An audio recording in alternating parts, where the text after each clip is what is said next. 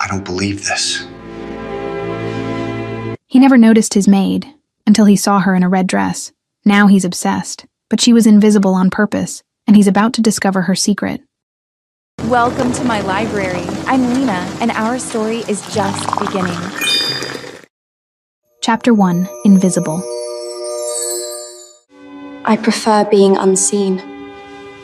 The last time a man really saw me, he locked the office door. 2 years, 730 days waking up at 5 in the morning since that day. 730 days walking into this mansion at 6 o'clock sharp. And not one of those days has Jackson Steele looked at me. Not really. My choice, my victory, my safety. I'm part of the decor, a piece of furniture that makes coffee and folds towels, a ghost that cleans in silence, and it's fine because it's exactly what I wanted. Being invisible is safe. Being invisible means no one tries to touch me with the wrong intentions. No one makes comments about my body. No one invades my personal space with stares that last too long. I learned that lesson the hard way at my previous job.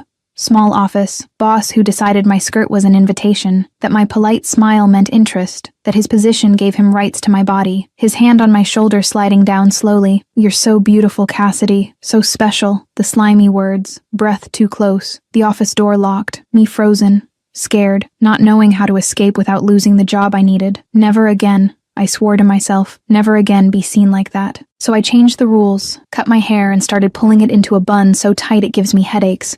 Bought clothes 3 sizes too big, gray, beige, black, shapeless, lifeless, nothing that draws attention. Put on glasses, even though I don't need them, perfect vision. But glasses make you look serious, intellectual, untouchable.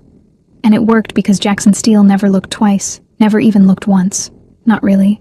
The routine is mechanical, religious. He comes down at 7:03, always 7:03, not before, not after. 2 years without fail. Impeccable suit, hair damp from the shower, smell of expensive soap, and something masculine that's just him. He walks into the kitchen and I've already prepared everything. Black coffee, no sugar, no milk, nothing. Strong and bitter like him. I place the cup on the island. Italian marble, black with gold veins. He grabs it without looking, drinks half standing up, always standing, looks at his phone, emails, messages, people wanting his attention, finishes the coffee, sets the cup back down, and then comes the only word he directs at me. Thanks. Without looking. Without inflection. Automatic. You're welcome, Mr. Steele. My response equally automatic. And he's already leaving. Confident steps. Expensive shoes. I'm invisible again. But here's the truth. I see him. I see everything. His coffee black with no sugar at 7:03 always. Tuesday meetings with his gray suit because it's his favorite. When he's stressed, he rubs his left temple with 2 fingers. Calls from his mother he always ignores. Margaret Steele. Name on the screen. He looks. Rejects. Every week. Same thing. There's a story there. Old hurt. Deep anger. But it's not my place to ask. I know he drinks coffee slower when he's slept poorly. That he prefers meetings before noon. That he works too late. Sleeps too little. Smiles rarely. Almost never. I know Jackson Steele. I observe. I pay attention. He doesn't know I exist. Doesn't know my full name. Doesn't know anything about me. But I know him. Everything. Riley thinks it's sick. Last night at my cramped apartment, she confronted me. Cass, you have to live. I was organizing books. Always organizing something. I live. I work. I pay bills. Boring! She threw a pillow. When was your last date? Pause. Long. Awkward. Oh, I don't remember. Exactly. Riley triumphant. Did you say yes to Trevor or not? Trevor. Her boyfriend's cousin's friend. Photos on the phone. Nice smile. Stable job. Normal. Safe. Riley. I don't know. Yes or no, she insisted. Eyes fixed. Determined. Heavy sigh. I said yes. Finally! Tomorrow! 8 at night, don't cancel! She clapped. Too happy. Tomorrow? Yes. Restaurant downtown. Casual. You're going. Don't argue. She crossed her arms. Case closed. And here I am today. Date day. Not in my stomach since I woke up at 5 in the morning. Normal routine. Arrived at the mansion at 6. Cleaned. Organized. Made the coffee. 7:03. Jackson comes down. Gray suit. It's Tuesday. Important meeting. I set down the coffee. He takes it. Thanks. You're welcome, Mr. Steele. Doesn't look, as always, ghost to him. I work all day with that date in my head, Trevor. 8 at night. I have to look presentable. I have to seem normal. Human, not the invisible ghost I've become. Problem. My apartment is far. 40 minutes by bus. Date at 8. I finish here at 6. Not enough time. Can't go home. Get ready and come back downtown. Decision. I'll get ready here at the mansion in the staff room. Jackson always leaves at 7. Meetings. Business. Mafia things I pretend not to know about. Mansion stays empty. Safe. Brought the dress hidden in my bag. Red. Bought it 3 months ago. Saved up every penny. Went to the store alone. Riley doesn't know. Wanted something that was mine. My choice. Red. Fitted. Elegant. The opposite of everything I wear. Work faster than normal. Kitchen gleaming by 5. Living room spotless. His clothes organized. Everything perfect. 6:30. Jackson in the office on a video meeting. I hear voices. Goes until 7. Always does. Run to the staff room. Small. Twin bed. Tiny bathroom. Closet. Enough. Lock the door. Heart racing. Take the dress out of my bag. Red. Intense. Scary. I hold it. Soft fabric. Expensive. 3 months of savings. Worth every penny. Quick shower. Hot water. Muscles relax. Wash my hair. Heavy when wet. Longer than I remember. When was the last time I paid attention? Get out. Towel wrapped. Shaking. Not from cold. From nerves. Anticipation. Fear. Put on the dress, and it slides over my body like liquid silk. Hugs my waist. Shows curves that exist, that I've hidden for 2 years. Elegant neckline. Not vulgar. Suggestive but classy. Knee-length timeless. Beautiful. Very beautiful. Let down my hair. Natural waves fall. Dark, long. Almost to the middle of my back. When did someone last see my hair down? Can't remember. Makeup. Light. Mascara for longer lashes. Nude lipstick for defined lips. Soft blush on my cheekbones. Nothing over the top. Transformative anyway. Put on the heels. Black. High. Long legs. Posture changes. Shoulders back. Chin up. Confidence from the heels. Look in the foggy mirror and don't recognize the woman. Hair down. Red dress. Makeup. Heels. Who is this? Who are you? I whisper. Laugh alone. Nervous. Half hysterical. Cassidy Warren, 26 years old. Literature degree on hold. Sick father. Medical bills. Postponed dreams. But alive. Still here. Still capable of wearing red. Grab the small black clutch borrowed from Riley. Phone inside. Lipstick. Keys. ID. Check the time. 7:15. Perfect. Deep breath. Look in the mirror one last time. The woman in the red dress looks back. Strong. Beautiful. Visible. For one night. Just one night, and then I go back to being a ghost. But today I live. Leave the room, heart pounding, heels clicking on the floor, empty hallway, silent mansion. Jackson must have left, always leaves at 7. Cross toward the front door, almost there, almost free. Red dress swaying, hair loose. For the first time in 2 years I exist. And outside this mansion, in a city that doesn't know me, I'm going to pretend for a few hours that I'm normal, that I'm seen, that I'm someone beyond invisible. Jackson Steele still in the office, unaware, not knowing, not seeing, as always. Tomorrow I'll go back to the tight bun, to the baggy clothes, to the glasses, to safe invisibility. But today, I wear red. Chapter 2, The Red Dress. Tonight, I exist. 7 at night. Time to leave. Time to be free for a few hours at least. Open the staff room door slowly. Silently, ghost habit, peek into the hallway and it's empty. Perfect. Jackson always leaves at 7 religiously. Meetings, business, things that don't concern me. Deep breath and my heel clicks on the marble floor. Strange sound because I never wore heels here. Always sneakers. Silent, invisible. But today the click-click echoes, announcing, proclaiming that someone is here. Cross the side hallway with my heart racing, clutch tight in my hand, red dress swaying gently, hair loose down my back, strange sensation, liberating and scary at the same time. Turn the corner, almost at the front door, almost at freedom, almost. Footsteps. My heart stops, literally stops for a full second. Male footsteps. Confident, quick, coming from the opposite hallway, from the bedroom side, and no, he shouldn't be here. He's never here at 7 at night. I freeze with my feet glued to the floor, unable to move, to breathe, to disappear, and the red dress betrays me because it's impossible to be invisible in red. And then he turns the corner. Everything happens in slow motion, like in the movies, those moments where time stretches and each second lasts an eternity. Jackson Steele in his gray suit, the Tuesday one, loosened tie, top button open, sleeves rolled up to his elbows showing defined forearms, muscular, messy hair like he's run his hand through it 1,000 times. He turns and sees someone, a woman in his hallway, red dress, dark hair down, high heels, stops completely, feet fixed like a statue, eyes wide, mouth slightly open, confusion written all over his face. Who? He starts the word. I turn in a reflexive movement without thinking, and our eyes meet, and I see it, see the exact moment, the recognition, the disbelief, the absolute shock washing over him. Cassidy, my name. He said my name, voice hoarse and incredulous as if pronouncing a word in a foreign language. He blinks fast, twice, 3 times, as if he thinks he's seeing wrong, like it's a hallucination, a mirage, an impossibility. Looks again. Slower this time, from top to bottom, studying every detail. Hair, face, dress, legs, heels. Then back to my face. It's her, the invisible housekeeper, the coffee ghost. the woman he's never really seen. You, the word dies in his throat. And he tries again. What? Dress? And he stammers. Jackson Steele stammers. The man who commands empires, who negotiates millions, who never loses composure. Eloquence vanished, disappeared, evaporated with the red dress. My face burns like pure fire. Panic explodes in my chest because he shouldn't be here. Never here at this time. Mr. Steele, my voice comes out high-pitched and shrill. I thought you always leave at 7. I'm red. I know I am. Feel the heat spreading. The embarrassment. The shame. Caught. Exposed. Seen for the first time. Sorry. I try to pass. Escape. Disappear. Go back to being a ghost. But he moves fast and blocks me. Large body between me and the door. Doesn't even realize he did it. Pure instinct. Wait! One word. A command, not a request. I need to go. I try again. Desperate now. Where? Curious. Invasive. Eyes fixed on me. Storm gray. Analyzing. Devouring. Seeing everything for the first time in 2 years.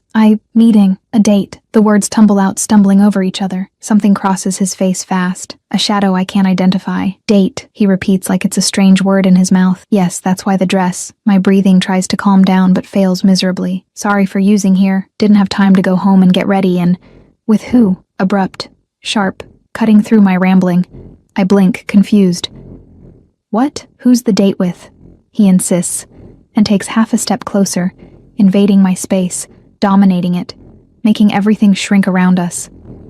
A friend, Riley's friend, and why am I answering? Why is he even asking? Name, not a question, a command, a demand for information. Why does that matter? Genuinely confused because he never cares about my life, never asks, never shows interest. Silence hangs between us, and he looks confused at himself, as if the question materialized without permission. Doesn't matter. Pause. Does it? Frowning like he's processing something unexpected. The silence that follows is strange, dense, charged with something I can't name. Electricity in the air, tension that cuts, that suffocates both of us. He doesn't move, just keeps looking, studying me like I'm a puzzle he needs to solve. Is he picking you up here? Continuing his interrogation. No, I'm meeting him downtown. Too fast, too defensive. How? Next question. Automatic. Relentless. Uber, he repeats with a disapproving tone that's clear and obvious, as if Uber were a personal offense to him. And then he just looks for real. For the first time in 730 days, looks like he actually sees me. Like I exist, like I'm real, and standing right in front of him. His eyes travel slowly, very slowly, taking in the red dress, fitted, showing curves he never noticed existed before. Defined waist, hips that baggy clothes hid, legs that sneakers and shapeless pants camouflaged so well, my face that he never saw, always hidden behind hair up, glasses, zero makeup. But now with hair down in dark waves, clean face, soft makeup, bigger eyes, defined lips, visible cheekbones, beautiful, always there, and he never saw it. You, lower voice, hoarse, confused. Were you always like this? Like what? Defensive. My arms cross in instinctive protection. Beautiful. The word escapes with no filter, no control, just raw truth hanging in the air. I freeze completely. Brain shuts down. Heart races out of control. Because he said beautiful. Jackson Steele just called me beautiful. He realizes it. I see it in his eyes. The shock of having said it out loud. Of having verbalized something he shouldn't have. He tries to fix it. Backtrack. My phone explodes with a loud ringtone. Shrill and piercing. Riley calling. Salvation at the perfect moment. Grab it fast. Grateful for the interruption. Hello? Date in 40 minutes. Where are you? Riley screaming. Excited. Anxious on the other end. On my way! I almost yell back in pure relief. Look at Jax, who's still blocking my path. Still too close. Excuse me, Mr. Steele. Trying to pass. He moves finally. Open space, but it's small. Way too small. I have to pass close, very close to him. My body brushes his lightly, almost imperceptible, but I feel it. The heat radiating from him. Solidity. Muscles under the expensive suit. His scent wrapping around me. Masculine. Woody. Intense and overwhelming. And he feels it too. I know he feels it because I see his body tense up. Jaw locked tight, breathing deep through his nose. My perfume reaching him. Different because I don't normally wear perfume. But today I sprayed it on. Floral, soft, feminine. And he notices everything suddenly like a dam broke. Pass quickly, almost running, heels clicking frantically. Click, click, click, hurried. Desperate. Front door ahead promising freedom and escape. Don't look back. Can't. If I look, I'll see him. And if I see him, don't know what I'll do. Something dangerous. Leave. And the door closes behind me. Cold night air hits me hard. Lungs expand. First real breath in 5 minutes. Hands shaking. Legs weak. Heart completely out of rhythm. What the hell just happened? Inside, Jackson standing in the hallway alone, staring at the closed door as if he could still see me through it, as if X-ray vision suddenly existed. What the hell was that? He murmurs to himself, voice confused and lost, runs his hand through his hair, messes it up even more, doesn't help. Nothing helps because her image burns in his mind. Red dress, hair down, beautiful face. How did he not see before? Boss? Marcus's voice appearing out of nowhere like always. Are you okay? Jax turns with eyes still distant, still processing everything. Did you know that Cassidy that she doesn't finish? Because he can't find the words. Marcus smiles knowingly, because he saw her 1,000 times. Everyone saw. Everyone except Jax. Beautiful? Everyone knows, boss. I didn't know. Explosion. Rare. Jax never explodes. Always controlled. Always composed. But now it's pure frustration pouring out. Marcus laughs because he can't hold it back. Because you never looked. Truth hurts. Cuts deep, and Jax knows it. 2 years, 730 days. Her there every single day, invisible because he chose not to see her. Red dress, he murmurs again, testing the words, savoring them like wine. Boss, she has a date. Irrelevant information that shouldn't matter, but does. With someone. Okay. Marcus confused now. Uber? She's taking an Uber. Clear disapproval in his tone. And nothing. Jax turns. Goes to the office with quick steps, determined, back to work. But he doesn't go back. Not really. Sits down, looks at papers spread on his desk, sees nothing, just red dress, hair down, beautiful face, curves, legs, that perfume still lingering. Cassidy Warren, invisible for 2 years, visible for 2 minutes, and he can't unsee it, can't forget it, can't stop thinking about it. She has a date with Trevor, some idiot he doesn't know, who's going to see her in that red dress, who's going to look at her, admire her, maybe even touch her. Jaw locks. Hands clench into fists. Why does this matter? She's an employee. Nothing more. Just coffee and cleaning. Mechanical routine every morning. But she's not. Not anymore. Not after the red dress changed everything. Everything changed in 2 minutes. One hallway, accidental encounter, red dress, and Jackson Steele finally saw what was in front of him all along, and now he can't unsee it. Can't go back. Grabs his phone, opens it, scrolls through contacts, stops at a private number, hesitates because he shouldn't. It's wrong. Invasive. Crossing a line he's never crossed, but dials anyway. Yes, Mr. Steele? Professional voice. Efficient as always. I need information on Cassidy Warren, my housekeeper. Pause. Everything. Everything, sir? Everything. Where she lives, family, history, previous jobs, all of it. Estimated time? Now. Not a request. An order. Urgent. Understood. I'll send it in an hour. Hangs up and looks at the phone in his hand. What is he doing? Investigating an employee. Why? Red dress. The answer comes back. Always comes back. Red dress and scared eyes and hair down and floral perfume and everything that changed. And he wants to know, needs to know who she is, who she's always been, what she hid, why she hid it all, and who Trevor is, and why he deserves to see the red dress when Jax never did for 2 whole years. Jealousy. Strange word. Jackson Steele doesn't get jealous. Doesn't care. Doesn't give a damn about anyone. But Cassidy in the red dress matters. And he doesn't know why, doesn't understand it, can't process what's happening to him. Just knows that everything changed in 2 minutes. One hallway, red dress, and his life will never be the same again. Because he finally saw her, and now he can't stop seeing. Outside, Uber arriving right on time. I get in. Polite driver. Low music playing. 30 minutes to downtown. Look out the window watching city lights passing fast. Hands still shaking. Heart still racing out of control. Jackson Steele saw me. Really saw me for the first time. And said beautiful. And looked at me like a man looks at a woman. Not a boss looking at an employee. A man looking at a woman with interest, attraction, confusion written all over his face. Dangerous, very dangerous territory. Tomorrow I'll go back to the bun, the glasses, the invisibility, everything forgotten. Just an accident. Strange moment. Nothing more than that. But why does my heart still race? Why do my hands still shake? Why do I miss his gaze already? No. Not going down that path. Date with Trevor. Normal man. Safe. Predictable. Exactly what I need right now. Jackson Steele is danger. Is my boss. Is untouchable. Is impossible in every way. And yet the word echoes in my mind. Beautiful in his voice. Hoarse. Surprised. True and raw. Shake my head hard. Pushing away dangerous thoughts. Today, focus on today. On the date. On Trevor. On normalcy and safety. Tomorrow I'll deal with consequences. With looks, with new tension, with everything that changed in 2 minutes. But today, for a few hours, I finally exist beyond these walls. Chapter 3, Stood Up.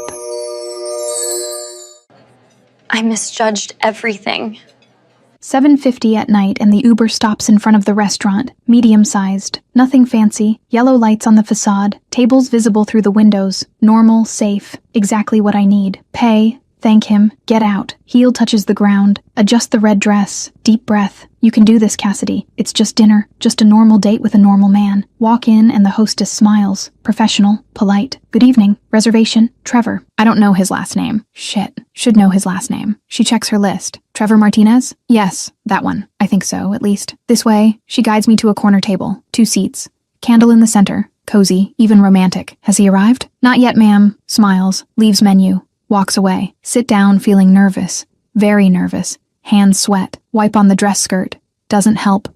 Look around. Couples dining. Talking. Laughing. Seems easy for them. Grab phone. Check time. 7:55. 5 minutes. He should arrive soon. 8 o'clock. Scheduled time. Look at door expecting. Waiting. Nothing. Nobody. Just couples entering. Leaving. Existing. Phone vibrates with a message. Trevor. Finally. On my way, babe. Babe. He called me babe. We've never really talked. Riley organized everything. But okay. It's affectionate, I guess. Breathe relieved. He's coming. Just late. Traffic, probably. 8:15. Look at door again. Again. Nothing. Where is he? On my way was 15 minutes ago. Waiter approaches. Friendly, but I see pity in his eyes. Would you like to order while you wait? No, thank you. He's almost here. Smile. Forced. Fake. He sees through it. Of course, anything you need, just call. Walks away, leaving me with my growing humiliation. 8:30, 30 minutes late. Message him. Everything okay? I'm waiting. Nothing. Read but no response. Great. Wonderful. Exactly what I needed. People start looking. Subtly. Discreetly. But they look. The girl alone. Red dress. Waiting for someone who clearly isn't coming. Pathetic. Waiter comes back. Are you sure you don't want to order something? Water? Wine? 5 more minutes. Small voice. Tight. Humiliation burning in my throat. Please. He nods, understanding. Walks away again. 8:45. 45 minutes. Saved for 3 months for this dress. Spent an hour getting ready. Faced Jackson Steele in the hallway. All to get stood up. Phone vibrates finally, bastard. Sorry. Something came up. Reschedule? Read it. Reread. Pure rage. Incandescent. Explodes. Something came up. Reschedule. As if I'm an object that can be rescheduled. Repositioned. Reused. Bastard. Complete bastard. Don't respond. Not worth it. He doesn't deserve my words, my time, my anger. Stand up. Grab the small purse. Hands shaking with fury. Not sadness. Not hurt. Fury. Waiter sees. Understands immediately. Sorry about the table. I murmur as I pass. Happens, he says kindly. He's an idiot. Small smile. Grateful for strangers' kindness. Yes, he is. Leave and the cold night air cuts, but it's welcome. Tears burn but don't fall. Won't cry over Trevor. Doesn't deserve my tears. My time. Nothing. Deep breath. Once. Twice. 3 times. Pull out phone to call Uber. Go home. Forget this horrible night. Cassidy. Voice. Masculine. Familiar. Impossible. Freeze completely. Phone in the air. Hand paralyzed. Turn slowly. Not believing. Can't be. Jackson Steele leaning against black BMW. Gleaming. Expensive. Arms crossed. Eyes fixed on me. Mr. Steele? Pure shock. Absolute confusion. What are you doing here? He pushes off the car. Walks toward me. Measured steps. Confident. I was passing by. Lie. Obvious, clear, terrible lie. Nobody passes by casually at a restaurant on the other side of town. Don't believe it, but also don't question. Because honestly, don't know what to say. He stops in front of me. Close. Very close. Eyes scan my face. He didn't show. Not a question. A statement. Laugh escapes. Bitter. Harsh. No humor. You noticed? Inside the car. Marcus in the driver's seat watching. Jaw dropped. Whispers to himself. Boss. This is stalking. Jax had said earlier. Shut up. I just want to make sure that, didn't finish, but Marcus understood. The boss is interested, dangerously interested. Jack saw when I left alone. Angry face, hurt, no Trevor, and something in him decided. Now. How long did you wait? Low voice, controlled, but I sense anger underneath, contained fury. Irrelevant, turn to leave. End this humiliating night. Good night, mister. Come with me. Not a request, not a suggestion, a command, an expectation. Stop. Turn. What? Dinner. You're ready. I'm going out to dinner. Come. Simple. Direct, as if obvious. I can't. I start. Why not? Challenges. Step closer. Invading space again. You're my boss. Obvious. Evident. Line we don't cross. Off the clock. Rebuts immediately. Eyes go down to the dress. Come up slowly. Openly appreciating. And you're already dressed. Heat rises. Face burns. It's wrong. Why? Genuinely curious. Head tilted. Because it is. And I don't need pity. Last defense. Last wall. He stops. Expression changes. Serious. Intense. Pity, repeats. Voice low. Dangerous. Takes final step. Eliminates space completely. So close I feel his heat, his scent, his presence dominating everything. Cassidy. Hoarse voice. Honest. Since I saw you in that dress, the last thing I felt was pity. Freeze completely. Brain shuts down. Heart races out of control. He's too close, speaking too seriously, looking too intensely, then smiles. Small, rare, absolutely devastating. Trust me. Can't breathe, can't think, can't process. He waits, patient, unusual. Jackson Steele never waits, but now waits for my answer. Why are you doing this? Suspicious, confused, need to understand. Honestly? Pause. Considers. I don't know, but I want to. Want to. Simple word. Loaded. Vulnerable. Rare admission from him. Up to you. No strings, just dinner. Shrugs. Casual, but intense eyes betray casualness. Process. Brain tries to function. Partially fails. Horrible date. Stood up. Humiliated. Jackson offering salvation or complication. Or both. Where? Word comes out, yielding before really deciding. His small smile grows. Clear satisfaction. You'll see. Offers hand. Elegant. Gentlemanly. Look. Hesitate. Deep breath. Accept. His hand swallows mine. Warm, large, secure. He guides me to the car. Opens passenger door. Gesture he's probably never done for anyone. Get in. Luxurious interior. Black leather. Masculine scent. His. Everywhere. Marcus in the driver turns. Boss? Driving, Jax says simply, taking keys from Marcus's hand. Marcus gets out confused. Looks at me. At Jax. Back at me. I'll Uber then. Jax already getting in the driver's seat. Starting car. Engine purring. Powerful. Marcus walks away pulling out phone, probably texting someone about the boss's insanity. Silence in the car. Tense. Charged. Never been in his car. Always seeing from outside. Cleaning from outside. But never inside. Never this close. Jax drives. Hands firm on steering wheel. Looks at me quick. Several times. As if making sure I'm still here. Real. Not imagination. How long have you worked for me? Finally asks. Breaking silence. 2 years. 4 months. Automatic answer. Precise. And I never doesn't finish. Clear guilt in voice. Never noticed. I know. No resentment. Just fact. Why? Looks quickly. Why not complain? Demand attention? Honesty escapes. Prefer invisible. Safer. He understands immediately. Something clicks. Someone hurt you. Not a question. Certainty. Previous job it wasn't appropriate. Understatement of the century. His jaw locks. Muscles jump. Hands tighten on steering wheel. Name. Doesn't matter. Was years ago. Try to minimize. Matters to me. Intense. Final. Threatening somehow. Red light. Car stops. Motorcyclist stops alongside. Looks inside. Sees me. Red dress. Whistles crudely. Jax acts instantly. Window already going down. Voice cold. Dangerous. Problem? Tone makes motorcyclist look properly. See Jax's expression. See real danger. Leaves fast. Very fast. Motorcycle accelerating. You didn't have to. I start. I did. Final. No discussion. His phone rings. Screen lights up. Vanessa. He rejects without looking. Rings again immediately. Insistent. Desperate. He turns phone off completely. Throws it in the glove compartment. Important? Ask. Curious despite myself. Looks at me. Intense. Truthful. Not anymore. Heart jumps. Stomach tightens. What's happening here? We arrive and the restaurant appears, but it's not medium. Not normal. It's expensive. Elegant lights. Uniformed valet, champagne being served at the entrance. Jax, this is... Look scared. Too much? He's already getting out, coming around car, opening my door, hand extended. I don't belong here. Raw truth. Girl from cramped apartment doesn't belong here. He holds my hand, pulls gently until I get out, then says with eyes fixed, you define this place. Look at his hand. Large. Strong. Holding mine. Look at him. Sincere gray eyes. Waiting. Deep breath. Once. Twice. Finally accept. Completely. He smiles. Victorious, guides me to the entrance, hand on my waist, possessive, protective, and as we enter with golden lights, soft music, curious stares, I realize everything changed in a hallway, a red dress, and now an unexpected date, new territory, clear attraction, tension impossible to ignore, and for the second time today, I finally exist. Chapter 4, The Dinner. Was that you? Was that sis? Vous adaptar com foco total na fluidez. We enter the restaurant and the world changes, literally changes. Air becomes more refined, smell of expensive food, and expensive wine and expensive money, soft golden lights, low classical music, live piano in the corner. The hostess sees Jackson and smiles immediately, professional but familiar. Mr. Steele, your usual table? Yes. Short answer. Direct. He clearly comes here often.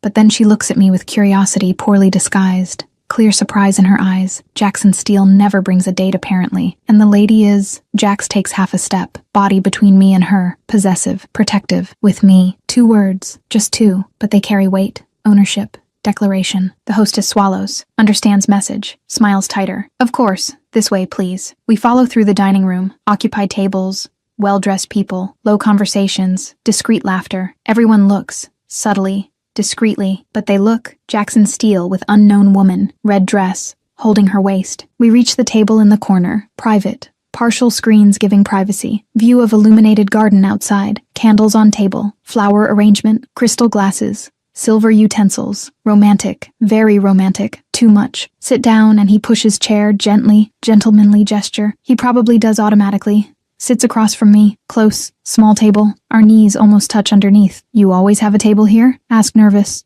Looking around, trying not to seem completely out of place. Come for meetings, says casually, grabbing menu. Lie, total lie. Marcus, who arrived after, sitting 3 tables away, pretending not to watch us, almost chokes on his water glass. Jax has never brought anyone here. This is his table. Private. Sacred. And now Cassidy is sitting at it. Grab my menu. Open. Look and freeze. Prices. Holy prices. Appetizer costing more than my electric bill. Main course costing my rent. Dessert costing my grocery shopping. Swallow hard looking for cheaper option. Less absurd. I'll have salad. Jax lifts eyes from menu. Looks at me. Closes my menu. Simply closes it. No. No. Blink confused. You choose what you want, not what's cheap. Firm voice. Final. No negotiation. Jax. Start. Protest dies when I realize I called him Jax. First time. No Mr. Steele. Just Jax. He stops completely. Menu forgotten. Looks at me intense. Surprised. Satisfied. Again. What? Confused. Heart racing. My name. Say it again. Low voice. Hoarse. Request disguised as command. Face burns red like dress.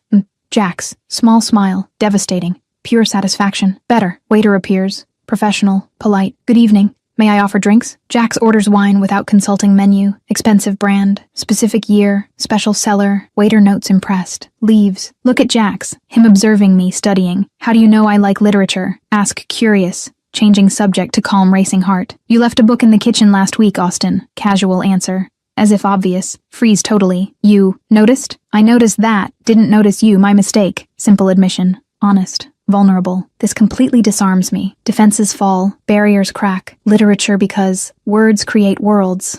Speak honest too. You can be anyone. Go anywhere. Live 1,000 lives through words. And you want to create worlds. Tilts head. Genuinely interested. Used to, before I had to pay bills. Bitterness in voice. Involuntary. Why did you stop college? Direct. No beating around the bush. Sigh, fidget with napkin. Money, sick father, medical bills, expensive treatments. Someone had to work. Pay for everything. Choices. Silence. Him processing. Understanding. And now I work. Survive. It's enough. Try to convince myself. Is it? Challenges. Eyes fixed. Seeing through the lie. Pause. Honesty escapes. Has to be. Wine arrives. The sommelier opens bottle. Serving rituals. Tasting. Approving. Jax tastes. Nods. Man pours our glasses. Withdraws. Grab glass. Smell. Sip small. Smooth. Complex. Probably incredible, but honestly don't know the difference. Good? Jax asks, watching my reaction. Honesty again, because apparently I lost my filter. Honestly, don't know the difference from boxed wine. He laughs. Genuinely laughs.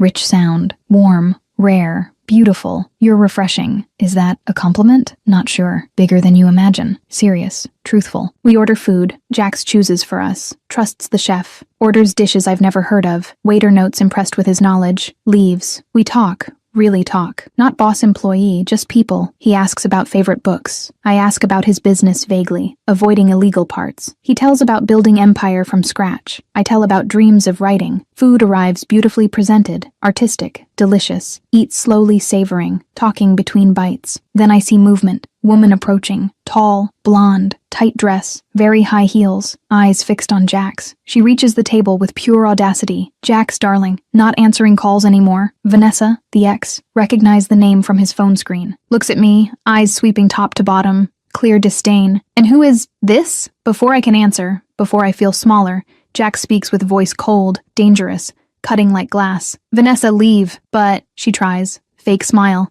Hand going to his arm. Now, one word, tone that allows no discussion, that makes people obey instinctively. Vanessa backs up with shock on face, humiliation, anger, looks at me with venom in eyes, turns, leaves, heels hitting hard on floor. Silence at table, uncomfortable, tense. Sorry, I start. You did nothing, he cuts. Voice returning to normal, even gentle. She's past, distant past. Another waiter approaches nervous after scene. Is everything all right, Mr. Steele? Perfect. Jax dismisses, returns attention to me. Where were we? Keep eating, trying to process. He defended, protected, chose me over X without hesitation. Dessert comes.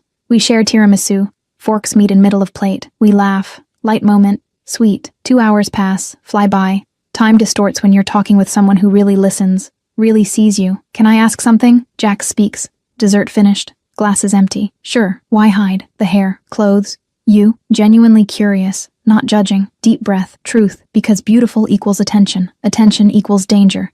Invisible equals safe. And today? Why show today? Because Trevor didn't know the invisible me, only saw old photos of me from before. Thought, maybe normal works. Bitter remembering. It worked, he says serious. Humorless laugh. He didn't show up. Jax leans in intense. Eyes fixed. My luck. Heart jumps. Stops. Races. Was it? Best thing that happened today. Absolute truth in voice. Don't know what to say, how to respond, so don't respond. Can I admit something? He continues. Rare vulnerability. Yes. When I saw you in the hallway today, thought you were an intruder. Small laugh. Seriously, because my housekeeper wasn't you. Was. Always was. Soft. A bit sad. No. Was someone invisible? You're impossible not to see. His hand moves. Covers mine on table. Electricity. Immediate. Intense. Undeniable. His hand large. Warm. Calloused. Enveloping mine. Jax, warning but without conviction. I know, no strings, but can I admire? Admire, strange word. You, this night, this dress. You, repeats last word. Emphasis, deep meaning. Can't breathe, can't think straight. Just feel heat of his hand, intensity of his eyes. Waiter brings check. Jax pays without looking at amount. Leaves absurd tip. We leave. Valet already bringing car. Jax helps me in. Hand on waist lingering. Fingers pressing gently. Thank you for dinner. Genuine. Best night in years. Thank you for accepting, he responds. Rare for man like him to thank. Getting car. He drives. Low music. Soft jazz. Different tension now. Sexual. Undeniable. Thick air. Charged. I'll take you. Where? Asks but doesn't want to ask. I feel it. My apartment. Need to change. Work tomorrow. You don't have to. Starts. I do. It's my job. Firm. Realistic. What if I don't want you to come back as a housekeeper? Low voice. Dangerous. Tempting. What do you mean? Heart races. Know what he's suggesting but need to hear. Like, this. Us. Whatever this is. Jax. Can't mix. Already mixed. Cuts.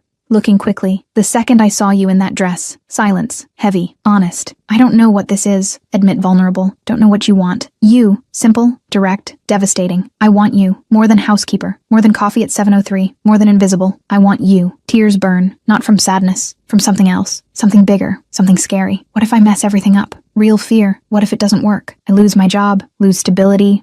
You lose nothing. His hand finds mine. Intertwines fingers. Promise. You're safe, always. With me, you're safe. We reach my building. Small, old, so different from his world. He stops, turns off car, looks at building. Back to me. Can I see you tomorrow? Outside work? Jax, please. Rare word from him. Vulnerable request. Just dinner again or coffee or anything. Just want to see you. Process. Brain versus heart.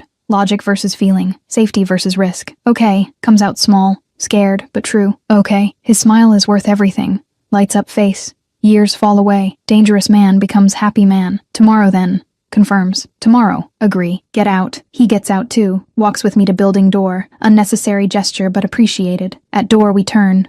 Too close. He tall. Me in heels almost reaching. Eyes almost level. Good night, Cassidy. Hoarse voice. Eyes on my lips. Wanting but waiting. Good night, Jax. Breath caught. Waiting too. Wanting too. He leans in slow. Giving time for me to pull back. Don't pull back. Lips brush my cheek. Soft. Warm. Promising more. Pulls back. Small smile. Returns to car. Enter building. Weak legs. Out of control heart. Chaotic mind. What just happened? Jax took me to dinner. We talked for hours. He held my hand. Asked to see me again. Almost kissed me. Climb stairs. Enter cramped apartment. Close door. Lean against it. Slide to floor. Red dress still hugging body. Heels hurting feet. But smiling. Smiling so much it hurts. Because for the first time in 2 years I'm not invisible. I'm seen. I'm wanted. I'm possible. And tomorrow everything can change again. Chapter 5. The morning after 6 in the morning.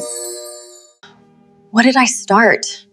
The alarm rings. My hand hits snooze. My eyes open heavy. My body sore from yesterday's heels. Silent apartment. Small. Reality returning. And yesterday was, what exactly? A dream. A hallucination. A moment of temporary insanity. Memory returns in flashes. First dinner. Then golden lights. Then conversations that lasted hours. His hand covering mine. Heat. Electricity. Looks too intense. Unspoken promises. And that kiss on the cheek that still burns. I sit on the bed, head in hands, and I whisper, what did I do? Panic grows. Rises from stomach. Squeezes chest. Because I had dinner with my boss. Talked. laughed, held his hand, agreed to see him again, acted like it was possible, like lines didn't exist. Phone vibrates. Riley. Of course it's Riley. Tell me everything now. Sigh, dial. She answers on first ring. So? Was Trevor awful? Did you hate it? I told you. Trevor didn't show. Cut her off. Direct. Silence, and then, what? He stood me up. Sent a message 45 minutes later saying something came up. Still bitter. Cass, I'm so sorry. I'm going to kill him.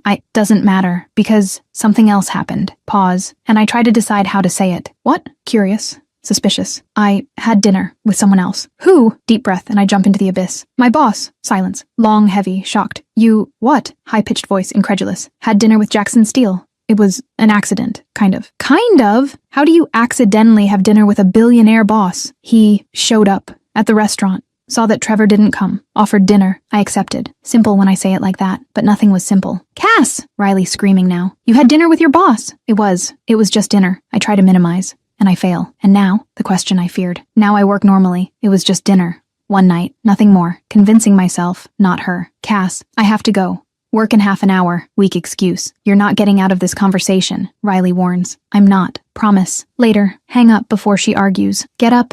Enter shower. And the hot water doesn't calm. It just gives time to overthink. Yesterday was exception, anomaly, moment outside reality. And today I go back to normal, to invisibility, to safety. Put on uniform. Baggy gray clothes, shapeless, lifeless, familiar armor. Pull hair into tight bun, it pulls scalp, hurts a little, and that's good. It keeps focus. Put on glasses, plain glass, but psychological effect. Look in mirror, ghost back, invisible, safe, as it should be. Leave, bus, normal route, arriving at mansion at 6 like always, but heartbeat's different. Nervous, anxious, scared. I'm going to see him, and he's going to see me, and everything will be strange. Awkward. Impossible. He'll forget. It was just a moment. Whisper to myself. Entering. Just work today. Normal. Simple. Go straight to kitchen. Start routine. Black coffee, no sugar. Start making it. Back to door. Focused. Breathing deep. 7:03. He comes down. Always comes down. 7:03. Hear footsteps. Masculine. Confident. Approaching. And body tenses involuntarily. Good morning, Mr. Steele. Coffee is... Professional voice. Distant, perfect housekeeper. Footsteps don't stop at the island. Instead, they continue, coming straight toward me. Turn, confused, and he crosses kitchen, fast, determined, straight at me. Before processing, before reacting, his hand reaches, takes off my glasses. Simple, quick, and places them on counter. Jax, what? Protest dies when he reaches again. Finds bun clip, pulls, hair falls, loose, dark waves falling on shoulders. Free. He takes step back, looks, evaluates, and then a small smile. Satisfied. Better. Freeze. Totally. Brain trying to process. What are you doing? Finally functioning. You went back. Not a question. An accusation. Went back to what? Confused. Heart racing. To invisible. To hiding. Points at my clothes. Sweeping gesture. Disapproving. This is my job. I can't. Automatic defense. Can and will. Cuts. Final. No discussion. Jax, yesterday was... Try to explain. Rationalize. The beginning. One word. Absolute. Final. Silence. Him waiting. Me processing. World tilting. You keep working, he says, organizing thoughts, declaring rules. But. No buts. Try to interrupt. No hiding. Continues. Ignoring protest. Hair down. No glasses. Clothes. Better. You can't. Indignation grows. I can. My house. Simple logic. Irritating. And then he pauses. Voice lower. And I want to see you. Want. Word that tears down defenses. That disarms, that complicates everything. What if I say no? Weak challenge. He leans in. Close. Intense. Say no, but be honest. Do you want to hide? Long pause. Fighting with myself. With inconvenient truth. No. Difficult admission. Painful. Liberating. Then don't hide. With me, you're safe. Simple promise. True. Look at him, really look. Sincere gray eyes, open posture. Waiting for my decision. Okay. Small. Scared, but real. Okay. His smile grows. Satisfaction, victory, happiness, good. Grabs coffee cup I made, drinks, eyes never leaving me. See you later, Cassidy. My name, complete, beautiful in his mouth. Leaves, leaving me shaking, confused, scared, but something else, something dangerous like hope. Rest of morning passes strange, work normally but hair down, no glasses, visible, and Marcus passes, stops, looks, blinks, then continues without comment. Noon, I'm cleaning living room when I hear voices, Jax's office, door ajar. Marcus, boss, this is... Shut up, Jax irritated. Problematic. She works for you. I know. Simple admission. And you're... What exactly are you doing? Pause. Can imagine Jax considering answer. Don't know. But I'm not stopping. Silence. Marcus probably evaluating boss's sanity. She's different. Jax continues. Voice lower, vulnerable, doesn't want anything, doesn't ask for anything, just exists, and I want to know her existence. Heart squeezes, heat rises, hearing things I shouldn't, but unable to move. Boss, you're playing with fire, Marcus warns. I know, Jax agrees, but it's worth burning for. Move away, fast, silent, processing conversation, chaotic heart. Afternoon, 3 o'clock. I'm organizing when doorbell rings. Delivery. Open door. Delivery guy with big box. Huge, elegant wrapping. Cassidy Warren? Yes? Confused. Signature here. Clipboard, sign. He delivers box, leaves. Look at box. Heavy, large, no sender. Take to kitchen. Open. Tissue paper inside. Many layers. Pull out and freeze. Dresses. 5 dresses. Each one beautiful, different, expensive, very expensive. Varied styles, different colors, but all elegant, beautiful. Perfect. Underneath, small card, strong masculine handwriting, for when you want to be seen. Mix of emotions explodes. Irritation because he can't just buy things. Touched because he thought, chose. Sent. Confusion because what does this mean? Idiot. Murmur, but smiling. Betrayed by silly smile. Touch fabrics, silk, fine cotton, linen. Everything quality, everything expensive, everything beautiful. Anger wins momentarily. So I march to his office, knock door, don't even wait for answer, enter. Jax at desk, papers spread, looks surprised by invasion. Cassidy, you can't buy clothes for me. Direct, firm, angry. He doesn't even look up from papers. Returns attention to document. I can. I did. I'm returning them. Empty threat. Do what you want with them, but I'll keep sending more. Feigned indifference. Irritating. Why? Frustration grows, explodes, finally looks.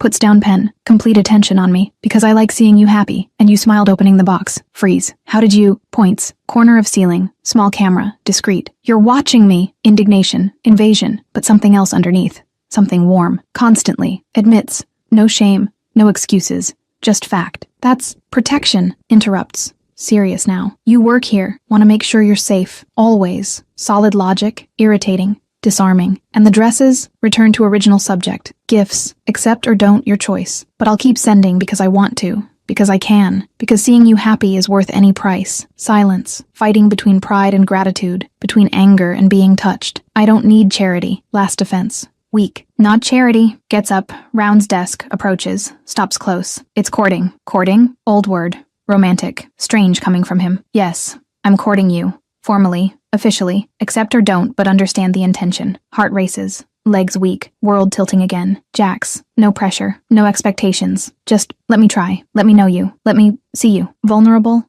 Honest. Irresistible. Look at him, powerful man. Dangerous, feared. Vulnerable in front of me. Asking for a chance. Okay. Whisper. But slowly. Slowly. Agrees, smiling. Promise. Go back to kitchen. Dresses still spread out.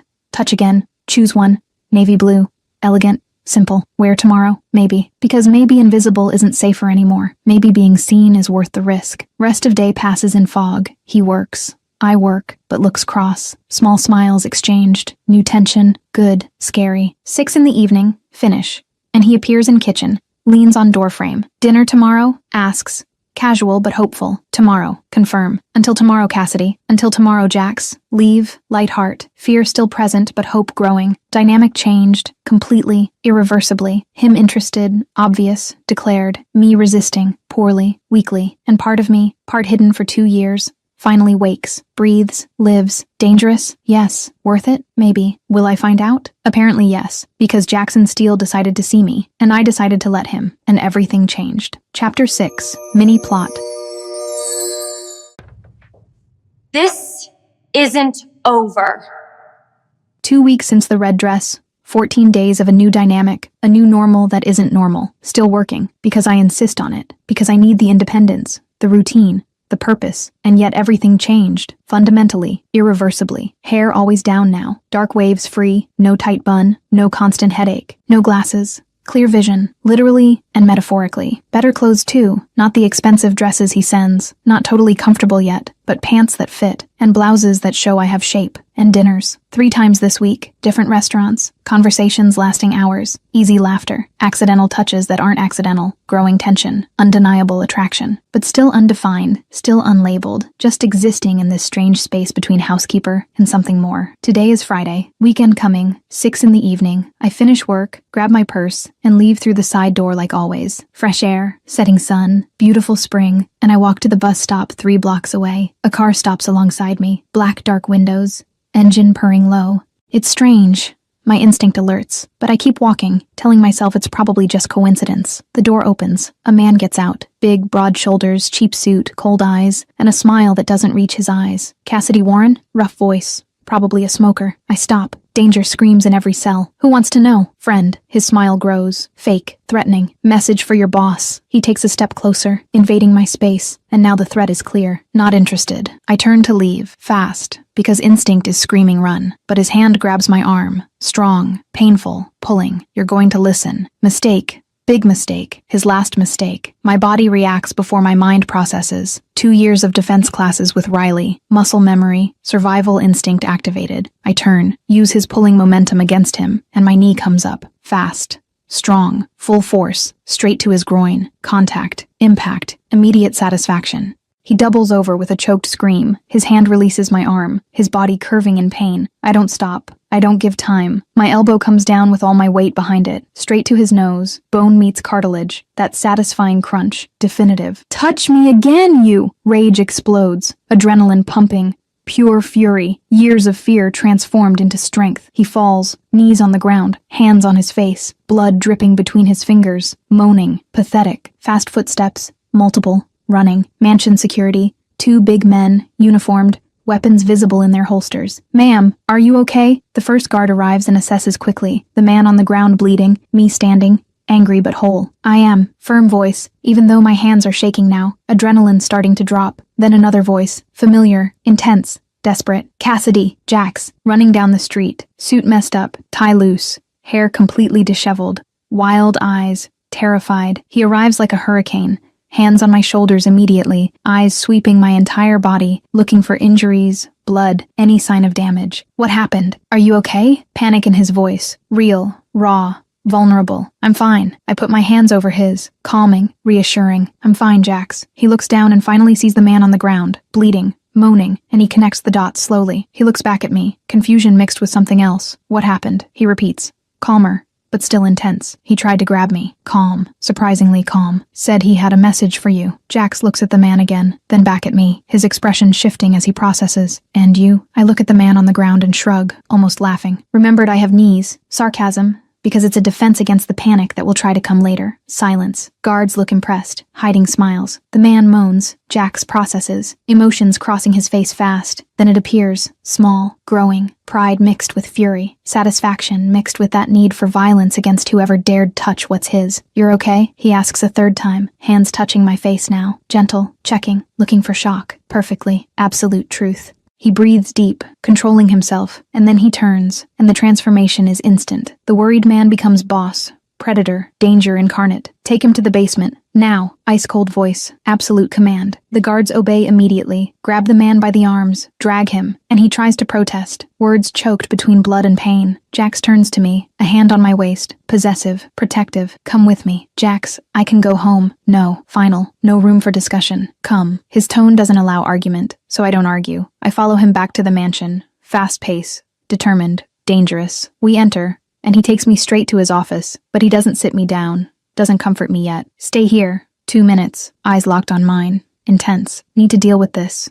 Be right back. Okay, I agree. Understanding. Accepting. He leaves. The door closes, and I hear footsteps going downstairs. Going to the basement I know exists, but pretend not to know about. 5 minutes. I sit on the leather couch, hands still trembling slightly, adrenaline finally dropping completely, reality hitting. I was attacked. I defended myself. I hurt someone. First time hurting someone for real, not just practice with Riley. The door opens. Jax returns. Different expression, darker, dangerous satisfaction in his eyes. Come, simple command. Where? Confused. I want you to see something. He doesn't explain more, just offers his hand. I take it, and he guides me out of the office. Down the hallway, downstairs, down to the basement, an area I've never seen, never wanted to see. Metal door, guard to the side, nods to Jax, opens it. Concrete room, chair in the center, man tied to it, face swollen now, dried blood, eyes wide as he sees Jax enter. Marcus in the corner, arms crossed, observing clinically. Jax positions me beside him, hand on my waist, keeping me close, and then he looks at the man. Boss mode completely activated, posture changes, eyes become ice, presence fills the room.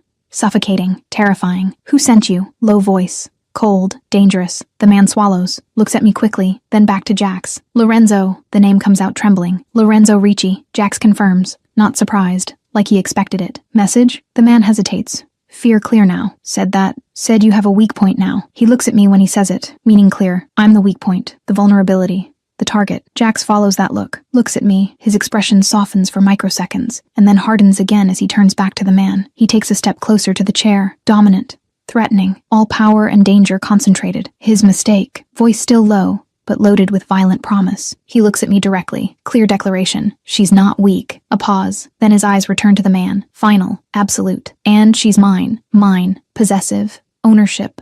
Public declaration. In front of an enemy. In front of Marcus. In front of me. My heart races. Heat explodes in my chest. Something deep stirring. Acceptance. Satisfaction. Belonging. Tell Lorenzo, Jax continues, leaning until he's level with the man's face, that he's done. War ends in 3 days. His territory becomes mine. His business becomes mine. He becomes nothing. A pause, and then a cold smile with no humor. And if he gets near her again, if any of his people get near her, he won't have territory to lose. He'll have life to lose. It's a promise, not a threat. Absolute certainty. He nods to the guards. Release him. Let him deliver the message. Guards release the bindings. The man falls from the chair, legs weak, and he gets up, stumbling. Get out, Jax orders, and the man practically runs to the door, leaves. Hurried steps going upstairs. Silence in the room. Marcus looks impressed. I'm still processing everything. Jax breathes deep, controlling anger that's still pulsing. He turns to me. Transformation again. Softening. Concern returning. Come. He guides me out, back to his office, sits me on the couch, and kneels in front of me. Hand. Gentle command. I offer my right, knuckles slightly red. Small pain where I hit his nose. Jax takes it delicately, fingers tracing each knuckle, each mark. Inspecting. Hurt? A little. Nothing serious. You defended yourself. Statement, and there's clear pride in his voice. Defense classes. Riley insisted after previous job. I explain, watching him take it in. Smart, he murmurs, thumb brushing my knuckles gently. Survivor. I correct, because it's different. Because surviving is instinct, not intelligence. He looks into my eyes, long, intense, something deep passing between us. Is this going to happen again? I ask, because I need to know. I need reality without filter. He pauses, considers lying, and decides on truth. Maybe. My world is dangerous. I know. I always knew. 2 years seeing things, understanding the implications, accepting his reality. And you still want to be close? Low voice, vulnerable, real fear underneath, silence. I really consider, weigh options. Danger versus feeling. Safety versus possibility. I look at him, the man kneeling in front of me, powerful but vulnerable, dangerous but gentle with me, possessive but respectful. Apparently yes, complete honesty. Why? He needs to understand, needs a reason. Deep breath, and the first real admission comes out, because you're worth the risk. Raw truth, exposed feeling, offered vulnerability. Something breaks in his face, defenses shattering, raw emotion appearing. His hands come to my face, framing it, thumbs caressing my cheekbones. Cassidy, hoarse voice, loaded. 1,000 unsaid things. Lorenzo will fall. Fast. Statement. Promise. Absolute certainty. Jax. Nobody touches you. Nobody threatens you. Never. Final declaration. Vow. I look at him. Scary intensity and comfort at the same time. Protector? Half joking. Trying to lighten the weight. Possessive. He corrects. Serious. No shame. Raw admission. The word echoes. Possessive. Ownership. Belonging, him declaring I'm his, and waiting for me to accept it, okay? Simple acceptance, clear surprise, okay? You're possessive, I accept. I understand, as long as it works both ways. Both ways? Confusion now. You protect me. I protect you too. You're possessive. I can be possessive too. A challenge. Testing limits. Establishing balance. A slow smile. Devastating, deep satisfaction. Fair, completely fair. He stands, pulls me up, arms wrapping completely. Total embrace, the first real true hug between us. His body solid, warm, safe, masculine scent, strong but gentle arms, heart beating hard against my ear, fast, alive, real. You scared me, he admits into my hair, muffled, vulnerable. Saw on cameras him approaching and thought I'd lose you before really having you. I squeeze him back, comforting. Reassuring. Won't lose me. Not easily, at least. You're strong. Stronger than I imagined. Stronger than you show. Survivor. The word defines who I am. Warrior. He redefines me. Seeing more than I see. We stay like this. Embraced. Outside world non-existent. Just us. Just this moment. Just truth between us. Finally he pulls back. Hands on my shoulders. Serious. Going to take you home. Security will follow you, discreet, just making sure. Jax. Non-negotiable. Until Lorenzo falls, you have protection. 3 days. Accept, or I lock you here. Half joking, half serious. totally possessive. Okay, I give in. Because it makes sense. Because the danger is real. Because his protection feels good. He drives. Comfortable silence. His hand on mine, intertwined on the console. He stops in front of my building, turns off the engine, and looks at me. Thank you. Unexpected. For what? For staying. For accepting. For being strong. For being worth everything. He lists it, and each word is true. I smile. Thank you for seeing. For protecting. For being possessive the right way. There's a right way. When it's you, yes. Kiss on my forehead. Long, soft. A promise of more. Until tomorrow, Cassidy. Until tomorrow, Jax. I go up, still processing. Threatened, defended, protected, declared as his, accepted everything. And 3 days. In 3 days, Lorenzo falls. And me? I accept danger, accept protection, accept possession. Because he's worth it. Worth it completely. Chapter 7. Mini plot. The X. I needed that. It's time to move forward now. 2 weeks after the date that never happened. 1 month since the red dress. 4 weeks of a completely different life. Unrecognizable from the previous life, from the invisible life, from the safe but empty life. Lorenzo fell, exactly 3 days like Jax promised. I don't know the complete details, and I don't want to know everything. Better this way. Safer this way. But territory changed hands. Business transferred. Rival eliminated like a chess piece. Threat completely neutralized. The discreet security that followed me disappeared on the 4th day, and life returned to normal. New normal, at least. Normal where I'm seen, wanted, possible. I'm in the mansion kitchen, noon on a sunny Tuesday, golden light entering through enormous windows, warming cold marble, preparing lunch because Jax asked this morning, not because it's housekeeper obligation, but because I want to, because I like cooking for him, because the line between housekeeper and something more is completely blurred now, erased, maybe, certainly redefined. Hair loose in a low ponytail, strands escaping around my face, and I don't care about perfection anymore. I'm comfortable in imperfection. Light blue blouse, one of the 5 he sent weeks ago, finally accepted after useless resistance. Soft fabric, elegant cut, and I feel good, even beautiful. Dark jeans that fit perfectly, no disguises necessary, no armor required. Just me, just Cassidy. Low music playing on my phone propped on the counter, a soft pop song, something about summer and freedom, and I'm humming distractedly while cutting colorful vegetables for salad. Ripe red tomatoes, crisp green cucumber, bright orange carrots, sweet yellow bell pepper. My phone rings.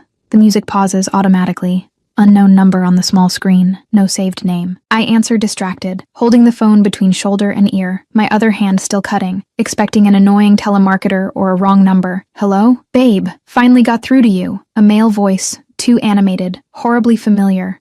Completely unwanted. Trevor. My body tenses automatically, muscles locking in recognition, the knife stopping mid-cut in the air, irritation rising from my stomach and souring my mouth. Tried calling you 1,000 times, but the number didn't work, so I got it from Riley. She resisted, but I convinced her. He keeps going, animated, chatty, not even noticing my icy silence, my lack of enthusiasm, my complete lack of interest. Sorry for disappearing, babe. Absolutely crazy weeks, insane work. Super important client demanding total attention. You know how corporate world is. Constant pressure. But I thought about you, I swear. And I want to make up for everything. Let's have dinner? Today? Tomorrow? Whenever you can? I take a deep breath, controlling the growing anger. My hands squeezing the knife handle. Fingers white from pressure. No. One word. Single. Cold. Final. Clear as crystal. There's a brief pause on his end. And then he keeps going like a steamroller. Oh, come on, Cass.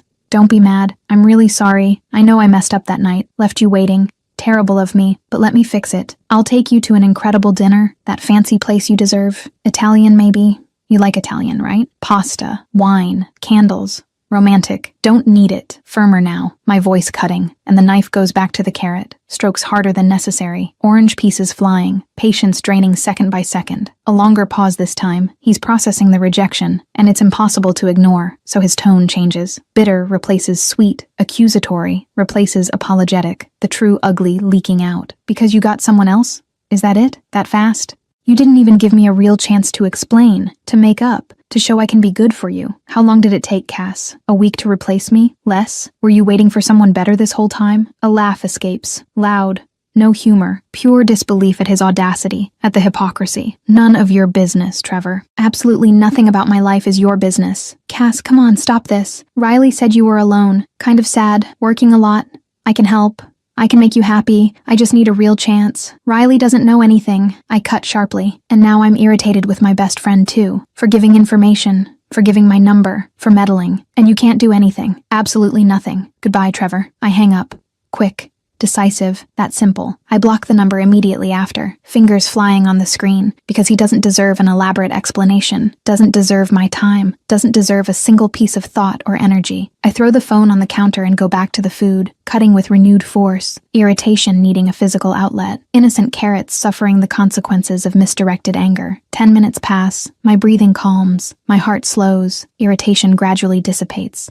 I press play, the music returns, and I hum again, trying to recover the peace I had before. 15 minutes later, the doorbell rings. The sound echoes through the enormous mansion, long, insistent, someone pressing the button multiple times, impatient. Strange, I'm not expecting deliveries today. Jax didn't mention visitors this morning. His schedule was empty except office work. I wipe my hands on a hanging dish towel, cross the long hallway to the massive front door, and I open it without checking the peephole, because we're inside a high-walled property, armed security at the main gate. A complete system, always safe. Mistake, big mistake, dangerous assumption. Trevor, standing on the marble threshold, a confident smile completely misplaced, wilted flowers in his right hand, cheap white daisies, probably from a gas station. Petals falling. He's trying charming. He's failing miserably, pathetically. Surprise, he announces loudly, arms opening theatrically, as if he's welcome, as if he's expected, as if he's desired. Came to pick you up for dinner personally. Thought, classic big romantic gesture. Flowers, show up at work, sweep you off your feet. I cross my arms immediately, defensive posture automatic,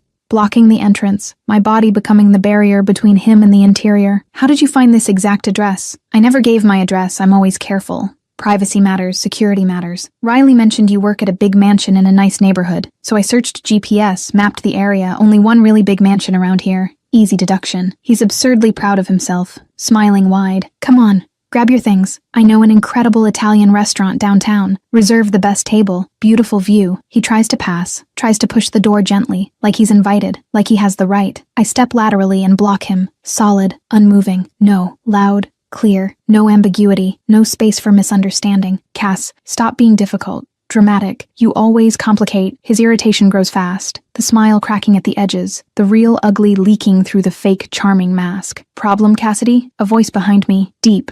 Superficially calm. Danger underneath clear as a bell. Jax, coming from the left side hallway. Silent steps as always. That ability to appear soundlessly, and his dominant presence fills the space immediately. Relief floods me, instantly, and nervousness comes with it too, because I don't know how he'll react, how this will end, how it will escalate or resolve. I turn slightly, looking over my shoulder. No problem at all. He was just leaving now. Back to Trevor. Clear expectation. Obvious implied order. A chance to leave with dignity offered. But Trevor is an idiot. Foolish Trevor. He looks past me, sees Jax for the first time, and then he really sees the mansion too. The enormous entrance hall, the high ceiling, the giant crystal chandelier, the elegant curved staircase, expensive furniture through open doors, art on the walls worth more than new cars, opulence everywhere, screaming serious money. I can almost see the wheel turning in his head, connecting dots slowly, confusion growing on his face. Who's this guy? He asks rudely, pointing at Jax with the wilted flowers like he's an object, not a person, not a human being deserving basic respect. Completely rude, totally disrespectful, certified idiot. Jax approaches in measured steps, deliberate, calculated, and stops exactly at my side. Not behind me protecting, not in front blocking. At my side. Equal. Partners.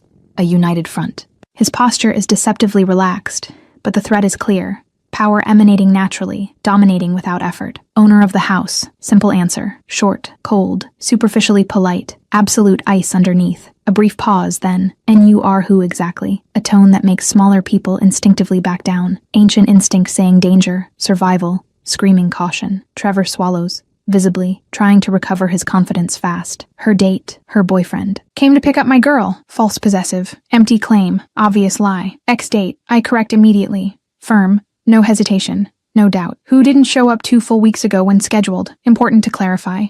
Important Jax knows the truth. Important Trevor understands reality. That was a big misunderstanding. Trevor starts. Weak excuse. Used 1,000,000 times. Useless. Jax cuts in. Voice even colder. Patience visibly draining. Completely irrelevant. Leave now. One final word. Absolute command. Authority that permits no questioning. Trevor blinks. Processing, trying to assess the situation, and then the idiot in him, his ego, his stupidity, decides to insist. Wait, You work here in this whole mansion? He looks at me, only now really understanding. As a housekeeper, cleaning bathrooms, mopping floors, disdain in his voice, surprise mixed with judgment. His eyes go down and up my clothes, evaluating, belittling, as if honest work defines human value. Anger boils instantly, but before I can answer, Jax changes. Subtle, but perceptible. His posture hardens, shoulders square, jaw locks, muscles tense, eyes turn to absolute zero ice, danger multiplying. Problem with honest work, low voice, each word sharp as broken glass. Violent promise underneath. Trevor backs half a step, instinct finally waking up, even if his brain still hasn't caught up, but his mouth keeps going. Certified idiot. No man, but like, Cass, you're smart, pretty, could work office, reception, something better than housekeeper when you could. My anger explodes, clear, hot, justified, years of judgment and belittling piling up behind it. Better than you? I cut sharply. Controlled, lethal. Clearly, I can do much better. And I definitely did. Heavy silence. Trevor is shocked, mouth open, processing slow. Jax at my side fights a growing smile, pride shining in his gray eyes. Me, firm, chin raised, shoulders squared, not backing down a millimeter, not apologizing. Jax takes a large step forward, eliminating the last space, blocking Trevor completely, dominating physically and psychologically. She asked you to leave politely. His voice stays low, controlled, more dangerous because of that control. Leave now, or do I make you leave physically? Not a real question. A final warning. The last chance before action. Trevor finally looks at Jax fully. Height. Taller by 6 inches, maybe 8. Muscles under the perfectly cut, expensive suit. Broad shoulders. A body that trains. Posture of a man used to obedience. Large hands. Calloused. Capable. Eyes that have seen terrible things. Done necessary things. Survived everything. And then recognition hits. Like an anvil. Like a runaway train. His face pales. Color drains. Ghost white. His voice trembles.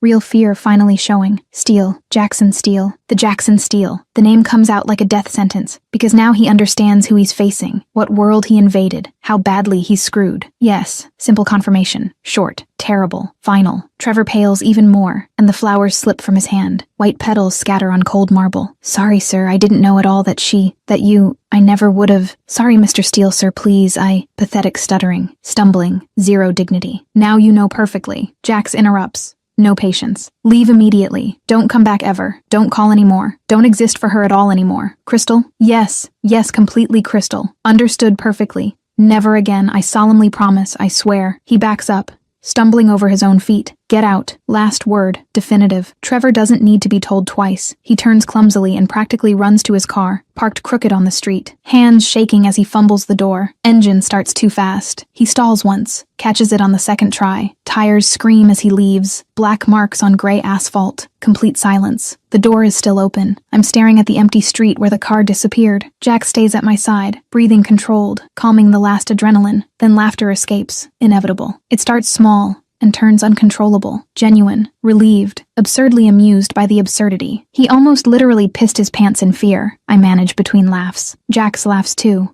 rich and deep, satisfied, tension dissolving. Good instinct of his, finally worked. I close the heavy door, turn fully to Jax, still smiling, relief flooding me. You scare people easily, only the right deserving ones. He answers, looking at me intensely, smile softening, eyes warming. Do I scare you? I pause, because he deserves honesty. Sometimes yes, concern flickers, but I speak fast before he misreads it, before he pulls back. Good way. I step closer, closing the space. Makes me feel alive. Alive? Curious. Yes, alive, real, present. Good adrenaline. You're intense, and that wakes me up. He gets it instantly, and I can see the satisfaction on his face. He's an idiot. Complete, certified idiot. You deserve infinitely better. I have better. I look straight into his eyes, that devastating smile. Lunch is going to burn. Let it. But we go together anyway. Back to the kitchen. Saving the food. Eating. Laughing. Trevor?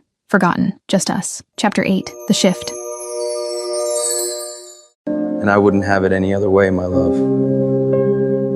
1 month, 30 exact days since the red dress, 4 complete weeks since my life turned upside down, since carefully constructed invisibility became scary visibility, since known safety became unknown possibility. Changes happened, subtle but deep, small but significant, transforming everything gradually, inexorably, wonderfully. I don't hide anymore. A conscious decision, a daily choice, and a strange freedom. Hair always down now, natural waves falling free over my shoulders, sometimes tied in a high ponytail when I'm cooking or cleaning, but never that painful tight bun, never that self-imposed prison, never necessary armor. Beautiful clothes now too, not shapeless uniforms, not depressing gray disguises, but blouses that fit me perfectly, pants that show I have a real body, existing curves, and occasional beautiful dresses that Jack sends regularly, and I accept now without protesting much. Sometimes I even thank him. I still work, and I insist on it firmly because I need financial independence, mental structure, my own purpose that doesn't depend on him. But the dynamic changed completely, irreversibly, wonderfully. Breakfast is no longer a mechanical silent transaction at 7:03, cup prepared automatically, thanks murmured without looking, invisibility carefully maintained. Now it's a sacred ritual, something we look forward to. He comes down punctually. I've already prepared coffee perfectly, but then we sit together at the Marble Island and talk about plans for the day, about night dreams, about nothing important. Sometimes 15 minutes, sometimes an entire half hour, losing track of time, laughing easily, accidental touching that's definitely not accidental. Lunch together too, always when he's home, not locked in the office in endless, tedious meetings. I cook, and he appears in the kitchen inevitably, steals cheese pieces while I prepare, raw vegetables, nibbling, and I slap his hand laughing, empty threats to ban him, and then we eat at the island talking about everything, about nothing, domestic, simple, perfect, an impossible normal that became our reality, constant looks, always, incessant, inevitable, me working, cleaning the living room, organizing the bookshelf, and I feel the physical weight of his gaze. So I turn, and he's watching me from the distant hallway, leaning on the doorframe, with that small, satisfied smile when I catch him, no shame at all. Him working, concentrated on important papers, and I enter the office to deliver a document, fresh coffee, any excuse, and his eyes lift from the papers immediately, stay on me too many seconds, minutes even, undeniable heat burning the space between us. Marcus observes everything, of course. Right-hand man, always present, sees everything, understands everything, and says nothing for respectful weeks, until today. I'm leaving the mansion.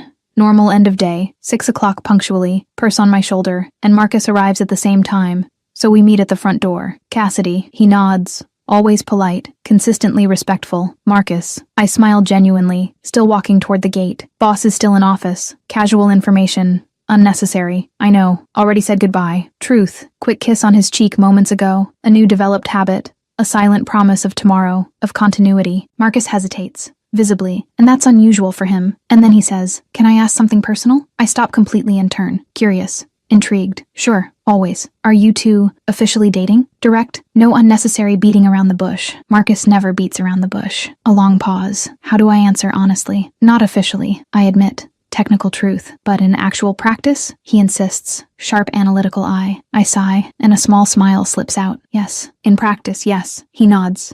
Processing, and then he asks the question that really matters. And when will you make it publicly official? I don't know how to answer, because we never discussed it. So I shrug honestly. Don't really know. We haven't specifically discussed that. Marcus smiles. Small, knowing, mysterious. He's waiting patiently. Waiting for what exactly? You to be completely ready. Simple, apparently obvious to him. I think about it the entire way home.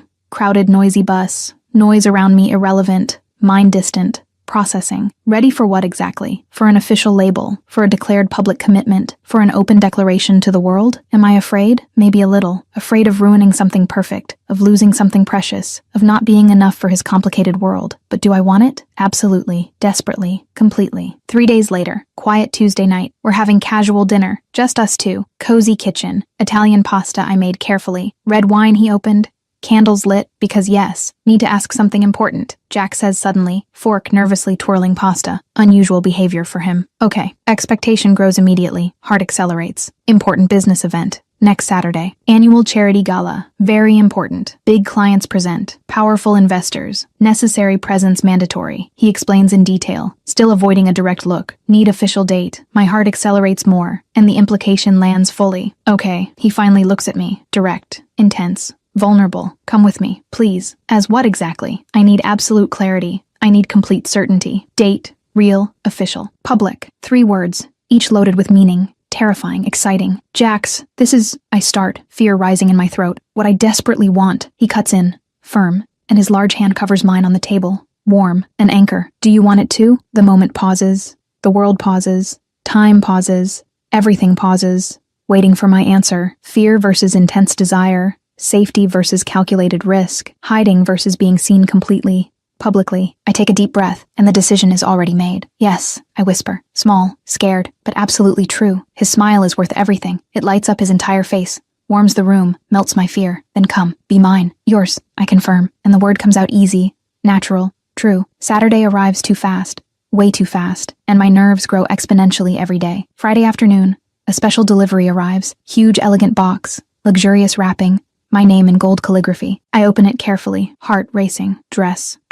Deep red. Red again, obvious, but different. An evolution, obviously more expensive immediately. Luxurious silky fabric. Perfect custom cut. Clearly haute couture designer. Something costing more than 6 months rent easy. Maybe an entire year. Card inside. His strong handwriting. Red, always you. I call immediately. I can't wait. Red again? I'm laughing. Incredulous. Deeply touched. My absolute favorite color. His voice is warm, satisfied, happy. Now, I ask, smiling like an idiot. Since you wore it first. Red is you. You're my favorite. Therefore, red favorite. Simple logic. His logic. Devastating. Perfect. My heart melts completely. You're impossible. But I'm irrevocably yours. He says it confident. Certain. Yes, I agree. Voice tight. You're mine. Saturday night finally, 7 o'clock punctually, and he picks me up personally. He doesn't send a driver, doesn't send an empty car. He comes himself. Perfect impeccable black suit, elegant black tie, absolute masculine elegance. I open my apartment door, and he sees the red dress hugging my body perfectly. Professionally waved loose hair, artistic makeup Riley insisted on doing. 3 hours. Delicate high gold heels. He stops completely, literally stops breathing. Breath catches visibly, and his eyes travel slowly, very slowly, reverently, taking in every minimal detail. Beautiful. One word. Reverent. Almost religious. Absolutely true. You look beautiful too. Honest. Because he's devastating. Pure masculinity. He offers his arm formally, and I accept graciously, and we descend the stairs carefully, and the car is waiting below. Not his sporty BMW, but something bigger. More elegant, a gleaming black limousine, a professional uniformed driver, and Marcus in the front passenger seat. The trip is silent at first, his hand holding mine firmly, completely intertwined, mutual anchor, reciprocal comfort. Nervous? He asks low. Terrified. I admit, honest. Me too. He confesses, and it surprises me. You? Nervous? Impossible. Possible. Because it matters. You matter. Simple. Devastating. We arrive. Huge luxurious hotel. Impressive grand entrance, a literal red carpet extended, numerous photographers, a curious crowd, absurd extreme opulence. We exit slowly, flashes explode immediately, blinding. Questions shouted simultaneously, organized controlled chaos. Jax ignores everything professionally, firm hand on my waist, possessive, protective, proud, guiding me through calmly.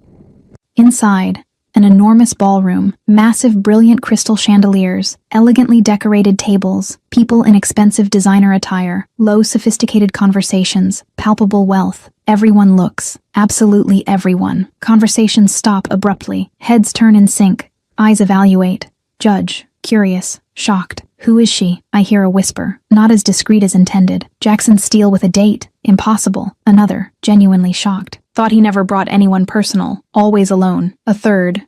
Completely confused. Must be important then. A fourth. Speculating. My body tenses automatically. Discomfort growing rapidly. Oppressive visibility. Jax feels it immediately. He always feels it. And he leans close. Lips brushing my ear. Ignore completely. Everyone is staring. I whisper back. Obviously nervous. Let them look. You're beautiful. They're simply admiring. Absolute unwavering confidence. Or critically judging. I'm always realistic. Let them judge too. He repeats, firmer. Their opinion doesn't matter at all. Only mine matters. And I say definitively, beautiful, perfect, mine. I relax slightly, breathing gradually calming. We walk together. He greets important people. Firm handshakes, and he introduces me each time. Cassidy Warren. No extra explanation. No reducing label. Just my full name, full dignity. And then, inevitably, I see her, Vanessa, crossing the ballroom straight toward us, determined in that inappropriate tight gold dress, determination painted on her made-up face. Jax, darling, loud voice. Obviously fake. She stops in front of us and ignores me at first, completely. Didn't know you'd come. We could have come together like always. Jax tenses at my side, irritation palpable, mouth opening to respond curtly, but I speak first. Months of invisibility are over. My voice is mine. He came with me today. Simple, firm, clear, no ambiguity. Vanessa finally looks at me. Really looks. Contempt barely hidden. Oh, the little housekeeper again? Still humbly working for him then? I smile. Small, sharp, confident. Yes, I work. And you are who exactly? She blinks. Didn't expect that. His ex. Previous serious girlfriend. Oh yes. I nod. Theatrical fake comprehension. That's why you're alone here then. Abrupt silence. Jax audibly chokes beside me. Trapped laugh. Fighting a full guffaw. Vanessa turns red instantly. Anger and humiliation. You little... Cassidy. Jax cuts in quickly. Controlled voice, but clearly laughing underneath. Shall we dance now? Would love to. Sweet, polite, and internally victorious. We leave Vanessa standing there, furious, humiliated, audience watching. Wide dance floor, elegant live orchestra, classic Viennese waltz, sophisticated and beautiful. He guides me expertly, firm hand on my waist, the other holding mine gently, perfect posture, smooth movements, confident lead. You dance incredibly well. I say it, genuinely surprised, admiring, surprised by my skills, small playful smile. You're a man of constant infinite surprises, I admit, honest. Always good surprises? There's clear hope in his voice. Always absolutely the best. Complete sincere truth. We dance. Spinning, gliding, music wrapping around us, the moment suspended. Then he speaks. Low, suddenly serious. Cass, this here, us two, what is it exactly? The question we avoided, secretly feared, and needed. Honestly, my breath pauses. Don't know how to define. Want to know the definition? He challenges gently. I'm afraid to know. Raw admission. Completely vulnerable. Why exactly? He's confused, worried, because if it's real, I might eventually lose it. The central fear. Exposed. He stops. Completely abrupt. Middle of the floor. Dancers around us still moving, but we're a still island in the motion. Won't lose. Absolute declaration. His eyes fixed on mine. Never. Jax, I start a weak protest. Won't lose me. Never ever. Solemnly promise. Formally swear. You're hopelessly stuck with me now permanently. Firm. Serious. Absolutely true. Tears burn hot. Happy and scared and relieved at the same time. He leans in. Slow. Deliberate, giving me time to pull back if I want. I don't pull back. I don't want to. Not ever. His lips touch mine. Soft first, testing, then firmer, definitive, possessive, consuming. First kiss. Our first true kiss. Real. Middle of the public dance floor. With music continuing, with people watching, completely public, irreversible. His arms wrap around me and pull me closer, impossibly. The kiss deepens, and the world disappears. Only us. Only this moment. Only truth. When we finally separate, we're breathless. Faces millimeters apart, identical growing smiles. Applause. I realize it vaguely, distantly. People applauding, smiling, witnessing, celebrating. Everyone saw everything. I whisper. Realization hitting. Perfect. He's satisfied. Proud. Now everyone definitely knows. You're mine. Officially. Officially. Really? I need to hear it. Completely officially. Publicly. He kisses me again. Quick. Sealing it. And there, in the middle of the elegant gala, in the significant red dress, with a public kiss that declares everything, it all changes irreversibly. No more vague undefined, no more hidden unofficial, no more private secret. Real, official, public, ours. And for the first genuine time, I have no fear at all, because he solemnly promised. And his promises never break. We're us. Finally, officially, completely, publicly, us. Chapter 9, together. I think this is it. Yes. 3 weeks since the gala kiss. 21 days of being officially, publicly, indisputably a couple. 21 days of happiness I didn't know was possible to exist in real life, outside the books I used to read hidden. Dating. The word still sounds strange in my head. New. Scary in a good way. Like skydiving must be. Adrenaline mixed with terror, mixed with pure ecstasy. The first weeks were adjustment. Finding new rhythm. Establishing different dynamic from what we had before. More balanced. More equal, more us. Still work, insist on this with stubbornness that sometimes irritates Jax, but that he respects because he knows me, because he understands I need this independence, this own structure, this purpose that's only mine and doesn't depend on him, or relationship, or anything external. Still clean, still organize, still cook, but now it's conscious choice, not imposed obligation, not survival necessity, but genuine desire to care for space we increasingly share. But relationship changed. It's balanced now in way it wasn't before. He's not just my boss I serve coffee to. I'm not just invisible housekeeper he ignores. We're partners. Equals. People who choose each other daily. Mornings are my favorite part now. Wake up early still. Habit of years doesn't die easy. But now it's not to run and arrive at mansion at 6 sharp afraid of being late. It's because I want to be there when he wakes up. Want to be first thing he sees. Want to start day together. Prepare coffee as always. Black no sugar like he likes. But now when he comes down at 7:03, there's no thanks murmured without looking. There's kiss. Long sometimes. Deep other times. Always necessary. Always perfect. We sit together, talk about dreams we had during night, about plans for day, about absolutely nothing important. And everything is important because we're together. He works less now, deliberately, consciously, active choice to prioritize time with me over endless meetings and business that can wait. Marcus complains sometimes, joking but serious underneath, that boss went soft, that he's neglecting Empire because of girl, but Jax just laughs and says Empire exists to finance life, not replace life. And I'm his life now. Nights are ours, sacred, untouchable. Dinners we cook together, him surprisingly competent in kitchen when he wants to be, conversations lasting hours about everything and nothing, philosophy and nonsense, past and future, laughing so much my stomach hurts, constant touching because we can't stay away from each other, irresistible magnets, and more, everything more, growing intimacy that scares and thrills me simultaneously, discovering each other completely, shared vulnerability, trust built brick by brick. Today is Thursday. I'm in kitchen preparing lunch. He should be in office meeting, but hear footsteps. Turn. He's in doorway watching me with that expression I now recognize. That look meaning he's thinking something important. Processing decision. What? Ask. Putting down knife, wiping hands on apron. He enters. Walks to me. Hands on my shoulders. Serious but not scary. Need to talk to you about something important. Heart slightly accelerates. Old instinct of fear, but breathe deep. Trust him. Okay, talk. Go back to college. Says, direct. No preparation. No beating around bush, blink, brain stalling, processing words. What? Literature. The course you put on hold. Finish it. Firm. Decided. As if obvious. Jax. I can't afford tuition. Start. Cruel reality hitting. I'll pay. Interrupts. That simple. As if discussing buying coffee. Not years of expensive education. No! Too loud. Too vehement. But panic rises. Don't want your money. Don't want charity. I can't. It's not charity, Cassidy. Cuts. Hands framing my face, forcing me to look in his eyes. It's investment. Investment in what? Confused, scared, hopeful. In you. In your future. In our future. Each word heavy, significant, loaded with promise. Silence. Processing. He's talking about future. Our future. Long-term. Permanence. I can't just accept. Try again. Pride fighting against desire. Can and will. Stubborn. Impossible. Or we do this. You accept now. Go back to school, and when you finish course and get job in area you love, you pay me back if you absolutely insist. But you will go back to school, Cassidy. We'll finish what you started. We'll realize dream you postponed out of necessity, because you deserve it, because you're brilliant. Because I want to see you shine completely. Tears burn. Throat tightens. Emotion overflows. Jax, please. Rare word from him. Vulnerable request. Let me do this for you. Let me help you reach what's rightfully yours. Fight with myself. Pride versus opportunity. Independence versus acceptance of help. But look in his eyes and see pure truth, unconditional love.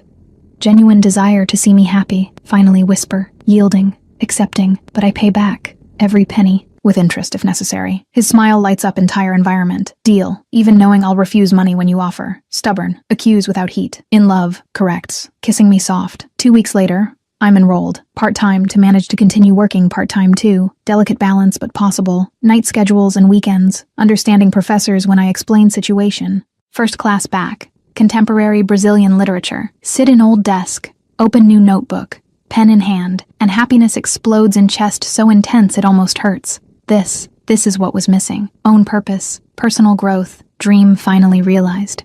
Get home. Our home technically his but increasingly ours. He's waiting in living room. Stands when I enter, anxious expectation on face. How was it? Asks before I take off shoes. Perfect. Simple answer. Insufficient for magnitude of emotion. Absolutely perfect, Jax. I'd forgotten how incredible it is to be in classroom. Discussing literature, analyzing text, thinking critically. He pulls me, complete hug, tight, warm. You're radiant. Literally glowing. I'm happy. Admit into his chest. So happy it scares a little. Doesn't need to scare. Murmurs in my hair. You deserve all happiness in world. And I'll spend rest of life making sure you have it. Rest of life. Casual phrase for him maybe. But for me carries immense weight. Implicit promise. Imagined future. Following Saturday, Riley finally meets Jax officially. Not just glimpse or my stories, but proper dinner. Formal introduction. Best friend meeting. Boyfriend. Important scary ritual. Casual but good restaurant. Italian downtown. Riley arrives characteristically punctual. Vibrant green dress. Confidence walking. Hugs me tight. Then looks Jax up and down without any shame. Evaluating. Judging. Protecting. So you're the famous boss. Declares. Doesn't ask. Crossing arms. Yes. Jax responds simple. Not intimidated. Respectful but firm. Hurt her. Riley continues. low voice but threatening, and I kill you slowly. Don't care who you are, how much power you have, how many security guards you employ. I'll find you. I'll kill you. Tense silence. Me holding breath, worried about his reaction. But Jax just smiles. Small, respectful, serious. Get in line behind me. If I hurt her, you won't need to kill me. I'll do it myself. Riley blinks. Didn't expect that answer. Then smiles too. Satisfied. Nodding. You'll do. Can keep her. Thanks for permission. Ironic, but warm. Dinner flows easy after. Conversations and laughter. Riley telling my embarrassing stories. Jax loving each one. Me dying of embarrassment but happy. So happy seeing two important people in my life getting along. Weeks pass. Routine establishes. Happiness normalizes in good way. Don't take for granted anymore. But don't live with constant fear of losing either. One night, lying on his giant living room couch, my head on his chest, his fingers distractedly playing with my hair, comfortable silence between us. Question arises. Inevitable. Necessary. Why me? Ask low, vulnerable. Of all women in world, beautiful, rich, powerful. Why me? He stops playing with my hair, body momentarily tenses, thinking, carefully considering answer. Why you what exactly? Questions back. Buying time. Of all women you could have, who probably threw themselves at your feet for years, why choose invisible housekeeper? Specific. Real fear underneath curiosity. Long silence. Then he speaks. Low voice. Honest. Rarely vulnerable way. Because you saw me when I was invisible too. Confusion. Didn't see you, Jax. Worked for you, but you barely knew my name. No. Insists. Sitting up. Pulling me to sit too. Wants to look in my eyes for this. You saw. Saw when I was tired. Stressed. Alone. Saw things nobody else saw. What do you mean? Genuinely confused. Coffee appeared on my desk exactly when I needed it. Without asking. Music in house subtly changed when I was tense. Something calmer. Softer. Office temperature always perfect even though I never mentioned preference. Small things, Cass. Hundreds of small things during 2 years that showed you paid attention. That you cared. That you saw me as person. Not just boss. Not just money machine. Not just power. Tears burn. Hadn't realized he noticed. That those small attentions meant something. You noticed all that? Voice tight. I noticed you, Cassidy. Every small attention. Every silent care. Every moment of kindness you thought went unnoticed. I noticed. Kept each one. Just didn't admit to myself what it meant until red dress forced me to finally see what was in front of me all along. And what was in front of you. Need to hear. My future. Simple. Devastating. True. My present. My person. You, Cassidy. It was always you. Kiss is inevitable. Necessary. Desperate. Communicating what words can't completely. When we separate, foreheads together, breaths mixed, he whispers, I love you. First time saying those words. 3 words that change everything. That promise everything. That are everything. I love you too. Respond. Absolute truth. No fear. No doubt. Love you so much it scares. Doesn't need to scare. Repeats words from weeks ago. Love shouldn't scare. Should liberate. And it liberates. For first time in life, feel completely free. Free to be seen. And to be loved. Free to be myself completely. Together, happy, planning future that before seemed impossible, now seems inevitable. Right? Ours. And for first time, believe in happy endings. Because I'm living one. Chapter 10. Red Dress Anniversary. You look beautiful. Thank you. 1 year, 365 days since the red dress, 12 complete months since that night that absolutely changed everything, since the moment I decided to be seen, since the instant Jackson Steele finally looked and really saw me for the first time in 2 years. Today is the anniversary, not just the anniversary of the dress, but of us, of the beginning of everything, of the transformation from invisible to visible, from ignored housekeeper to loved woman. Life changed in ways I never could have imagined that nervous night when I left the staff room wearing red for the first time, heart beating out of control, hands sweating, hoping Jax had already left like he always did at 7 at night, not expecting to encounter him in the hallway, and definitely not expecting the sequence of events that followed. I graduated 3 months ago, at the graduation ceremony where Jax sat in the first row and applauded louder than everyone when my name was called. Pride radiating from him visible from miles away. Literature finally. The diploma I thought I'd never have. The dream realized after years postponed. And it didn't stop there, because I got a job, small but respectable, at a publishing house, working with books like I always wanted, reading manuscripts, suggesting edits, helping authors find their voices, living the dream that seemed impossible a year ago. We live together now. Officially, not just me spending more and more time at his mansion until gradually never going back to the cramped apartment, but a real move, agreed upon, decided together. Half of his enormous closet is mine now. My books occupy shelves in his library. My presence is in every room. Our house, not just his. Happy doesn't begin to describe it. Fulfilled barely touches the surface. Complete is the only word that even comes close. This morning, I woke up alone in the giant bed. Strangely, because Jax is usually at my side, arms wrapping me possessively even in sleep. But today the bed is empty, and the sheets are cold where he should be. Confused, I get up, put on the silk robe he gave me, and walk barefoot through the bedroom toward the bathroom, and that's when I see it. On the bed, where it hadn't been before, there's a large box with elegant wrapping and a huge red bow. My heart accelerates immediately,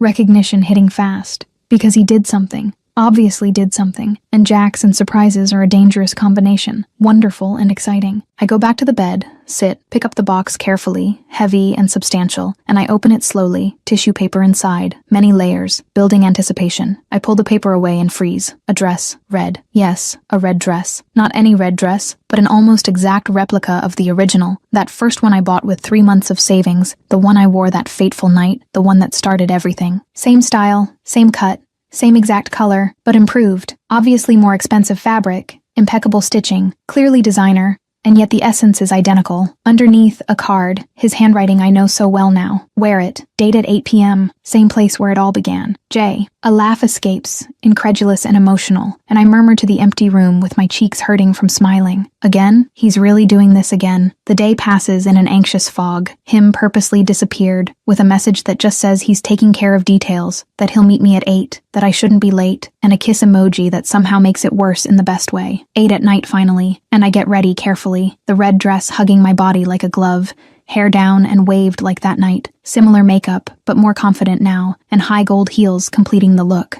I look in the mirror and see a transformed woman, no longer the scared girl hiding beauty out of fear, but a confident woman who knows her worth, who knows her power, and who isn't afraid to be completely seen. The car arrives punctually, not Jax driving, but a professional driver, and Marcus in the passenger seat turning back with a smile. Boss is waiting, Cassidy. Thanks, Marcus. I get in, nerves and excitement mixed equally. The trip is familiar, the route the same as a year ago, my heart racing in a similar way, but for totally different reasons now. We arrive, the restaurant, the same restaurant from the first time, where he took me after Trevor stood me up, where we talked for hours, where everything started to irreversibly change. I enter, and the hostess smiles, recognizing me immediately. Miss Warren. Mr. Steele is waiting. Special table prepared. She guides me through the dining room, not to the main area, but to a private section in the back I didn't even know existed, a discreet door, and she opens it and gestures for me to enter. And the scene steals my breath completely. The same table where we sat a year ago, the private corner table, but transformed like magic. Red rose petals covering the entire table, hundreds of candles scattered throughout the space, soft golden lighting, soft live piano music playing in the corner, romance beyond description. And Jax, standing beside the table, impeccable black suit, black tie, holding a huge bouquet of red roses, a nervous smile on his face, rare vulnerability visible. Jax, the word comes out tight, emotion already overflowing. You're stunning, he says, voice hoarse. Eyes traveling reverently, as always, like that first night, like every day since. I walk to him slowly and accept the flowers, the sweet smell enveloping me. This is all necessary, he interrupts gently, and his eyes don't leave mine, because today is special. Anniversary of us, of everything. He guides me to sit, but he doesn't sit across from me. Instead, he stands there looking at me intensely, like he's preparing himself for something. 1 year ago, he begins, controlled voice with emotion underneath. You left home wearing a red dress. My smile grows, tears already threatening. Going to a bad date, I say, laughing wetly. The worst date that never happened, he agrees, smiling too. And the best thing that ever happened to me, because it brought you to me. Jax, you don't need to. I start, but he raises a hand gently. I need to. Let me talk. I take a deep breath and nod, and I let him. 2 years you worked for me. 730 days you were in front of me, and I never really saw you. I was blind, Cass. Blind by choice, by convenience, by absolute stupidity, and you were invisible because I chose not to look. He pauses, and the emotion in his voice grows heavier, more intense. Then that night, red dress, hallway, you transformed. Impossible not to see, and everything changed. You made me see, Cassidy, made me realize I was living in darkness, that I was dead inside, that I was just existing, not living. You made me feel again, happiness, fear, hope, love, everything I'd buried for years. You unearthed, forced me to feel, saved me from an empty life. Tears flow freely now. No shame, no trying to hide. You made me live, Cass. Really live. Wake up excited. Genuinely laugh. Plan a future beyond business. Want more than money and power. Want you. Only you. Always you. And then he moves. And he lowers, one knee on the floor, unmistakable, undeniable. His hand goes to the inner pocket of his jacket, and he pulls out a small red velvet box, opens it, and the ring inside is dazzling, a huge sparkling diamond. Perfect. Cassidy Warren. His voice trembles slightly. Complete vulnerability. You see me when I'm invisible. Love me when I'm imperfect. Complete me when I'm broken. You're my present, my future, my person. My entire life summarized in one incredible woman who has the courage to wear red. A laugh escapes between tears. A happy, wet sob. Marry me. Please, say yes. Make me the happiest, most complete, most alive man in the entire universe. Marry me. Silence for a second. The world paused. The moment suspended. You're absolutely sure? I need to ask. Last insecurity. Residual fear of not being enough. Never been so sure of anything in my life, he says immediately. No hesitation. Absolute truth. You're my certainty, Cass. The only certain thing in an uncertain world. The only constant in a life of variables. Marry me. Yes, I say, and it comes out strong, clear, with no doubt at all. Yes, yes, 1,000 times yes, Jax. I'll marry you. His smile explodes, pure joy radiating, and he takes the ring from the box, hands trembling slightly as he slides it onto my left finger. Perfect fit like it was made for me, because it obviously was. He stands fast and pulls me up too, and then the kiss is immediate, deep and desperate. Celebration and promise and love and future all concentrated into one breathless moment. I love you, he murmurs against my lips. Love you so much it scares. I love you too, I whisper back, hands framing his face. Thumbs wiping tears I didn't even notice he shed. Forever. Promise. Forever, he agrees, sealing it with another kiss. Epilogue. 2 years later. Life has a funny way of surprising, of taking you from invisible to visible, from housekeeper to wife, from alone to completely loved. 2 years married now, a small but perfect wedding, just close family and intimate friends, Riley crying more than me, Marcus making a hilarious, embarrassing speech, and Jax promising in vows written by him that he'd always see me, that he'd never let me be invisible again, that red would be our color forever. Life is different, wonderfully different. I have my own company now, a small publishing house but growing, 2 employees besides me, talented authors trusting me to bring their stories to life, a dream beyond the dream realized. Jax is semi-retired, business gradually transferred to Marcus and other competent people, keeping only legitimate projects, nothing questionable, nothing dangerous, stability and peace deliberately chosen. We bought a house. Not his enormous mansion, but a large, comfortable house perfect for us, with a huge library for my books, a spacious office for my work, a beautiful garden where we plant together, and a rescued dog named Red, naturally, who follows us everywhere. Happiness. That simple. Complicated too, but real. Tangible. Ours. Today we're on a trip. A quick getaway to a beach house we rented. A weekend just us celebrating the approaching wedding anniversary. Night is falling, the sun disappearing on a beautiful orange horizon. Dinner on the deck overlooking the ocean was perfect. And now I'm in the bedroom changing into something more comfortable when I see it in my suitcase. Red lingerie. I bought it specially, a surprise for him. Delicate lace but daring. Obviously red because red is our color, our story, our beginning. I put it on, look in the mirror, and my smile grows as I hear Jax downstairs. Waiting, probably pouring wine. I go down the stairs slowly, deliberately, shoes clicking on the wooden steps, announcing my arrival. He's pouring wine in the living room, back turned. Then he turns at the sound, and the glass freezes in the air, eyes widening as they travel over me slowly, instant heat igniting, desire unmistakable. That, he says, voice hoarse and loaded, is absolutely the red dress I like best so far. I laugh and walk to him, swaying slightly with the confidence he gave me. Funny, but you never stop liking. Promise. He abandons the glass, his hands pulling me in until I'm pressed against him completely, heat between us incendiary. Never, he says, simple and absolute and true. Red is you, you're mine, therefore, always favorite red. Simple logic, basic math. The kiss is inevitable. Consuming, a promise of the entire night ahead and the entire life ahead, forever built brick by brick since that first red dress. Thank you, I whisper against his lips. Suddenly serious. For what? He asks, confused. For seeing me, for choosing me, for loving me completely. Thank you, he says back, forehead on mine, eyes closed, a sacred moment. For having the courage to wear red, for saving me from an empty life, for teaching me to see, for being you. And there, embraced, red lingerie between us, the life we built around us, I realize the simple truth. deep and beautiful. She was invisible until choosing to be seen. He was blind until learning to look. Sometimes all you need is the right dress and the courage to wear it. And we had both, the red dress, the courage, and that infinite love. And they lived happily ever after isn't cliche when it's truth. It's just life, our life, perfectly imperfect, completely ours, forever in red. Now 3 secrets hiding in plain sight, just like Cassidy once did. Red appears exactly 4 times as clothing. The red dress manifests physically only 4 times. The original date dress, the gala designer dress, the proposal replica, and finally, as red lingerie in the epilogue. Each marks a complete transformation in their relationship status, from strangers to dating to engaged to married. The 703 mystery.